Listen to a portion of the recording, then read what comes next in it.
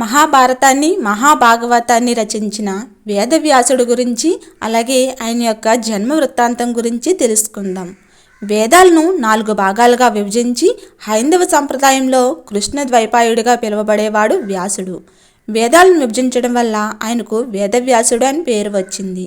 వేదాలతో పాటు మహాభారతం మహాభాగవతంతో పాటు అష్టాదశ పురాణాలు రచించాడు వ్యాసుడు. వ్యాసుడు సప్త చిరంజీవులలో ఒకడు. వేదవ్యాసుడు జన్మ వృత్తాంతం అష్టాదశ పురాణాలలో అనేక సార్లు చెప్పబడింది. పూర్వకాలంలో చేది రాజ్యాన్ని వసువు అనే మహారాజు పరిపాలన చేస్తూ ఉండేవాడు. ఒకరోజు వేటకు అడవికి వెళ్ళిన ఆ రాజు ఆ అడవిలో మునులు తపస్సు చేయడం చూసి తాను తపస్సు చేయడం ప్రారంభించాడు. అప్పుడు ఇంద్రుడు అది గ్రహించి, నీ వర్ణాశ్రమ ధర్మ పరిపాలనకు తపస్సుకు మెచ్చుకుంటున్నాను. నీవు నాతో స్నేహం చేసి నా వద్దకు వస్తూ పోతూ రాజ్యపాలన చేస్తూ ఉండు అని పలికి అతనికి దివ్యత్వాన్ని, మణిసువర్ణమైన దివ్య విమానాన్ని, ఎటువంటి ఆయుధాలు తాకలేని వాడిపోని పద్మాలు కల ఇంద్రమాల అనే పద్మమాలను, దుష్టి శిక్షణకు శిష్ట రక్షణకు సమర్థమైన వేణుయష్టిని ఇచ్చాడు. ఆ వసురాజు విమానాన్ని ఎక్కి పైలోకంలో సంచరిస్తూ ఉండటం వల్ల అతనికి ఉపరచర్యుడు అనే పేరు వచ్చింది. వసువరాజు నివసిస్తున్న నగరానికి పక్కన సుక్తిమతి అనే ఒక నది ఉంది. సుక్తిమతి అనే నది పక్కన కోలాహలుడు అనే పర్వతం ఉంది. సుక్తిమతి, కోలాహలుడు భార్యాభర్తలు.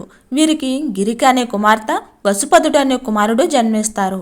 వసువరాజు విమానంలో ప్రయాణిస్తూ ఉండగా కోలాహలుడనే పర్వతం తనకు అడ్డుగా ఉందని తన కాలితో ఆ పర్వతాన్ని తొలగిస్తాడు. అప్పుడు సుక్తిమతి తన కుమార్తె అయిన గిరికెను, కుమారుడైన వసుపదుడిని వసువరాజుకు ఇచ్చేస్తుంది. వసురాజు గిరికను వివాహం చేసుకుంటాడు. వసుపదుడిని తన సైన్యాధిపతిగా చేసుకుంటాడు. ఒకరోజు వసువు వేటకు వెళ్తాడు. అప్పుడు తన భార్య గిరిక గుర్తుకు రావటంతో అక్కడ రేతస్సు పడుతుంది. ఆ పడిన రేతస్సును ఒక దన్నులో చేర్చి ఆ దొన్నెను డేగకిచ్చి తన భార్యకి ఇవ్వమంటాడు.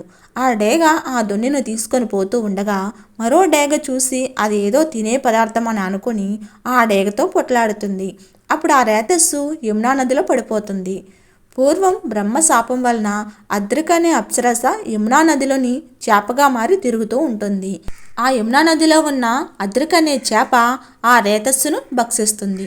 అలా భక్షించడం వల్ల అది అండంతో కూడి పిండంగా మారుతుంది.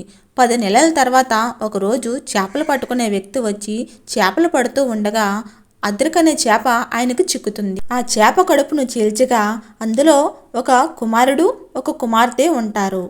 ఆ ఇద్దరి పిల్లలను దాసరాజు అనే వ్యక్తికి ఇస్తారు.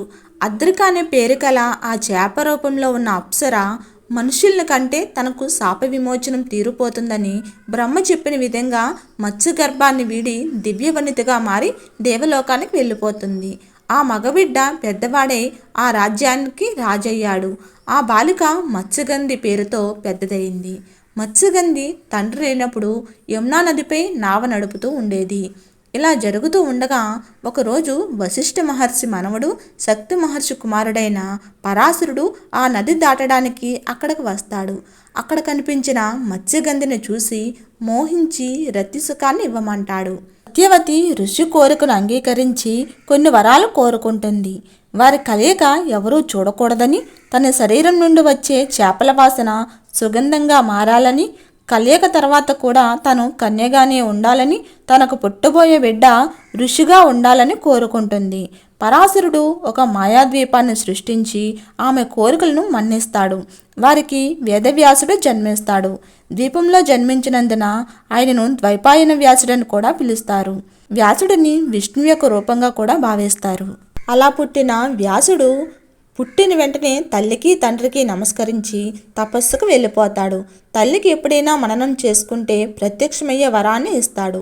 మహాభారతాన్ని రచించిన వ్యాసుడు భారత కథలో ఒక భాగమై ఉన్నాడు. అయినప్పటికీ వ్యాసుడు కర్తవ్య నిర్వహణ మాత్రమే చేస్తూ మిగిలిన వారికి కర్తవ్య బోధన చేస్తూ తిరిగి తన దారిని తాను వెళ్ళిపోతాడు.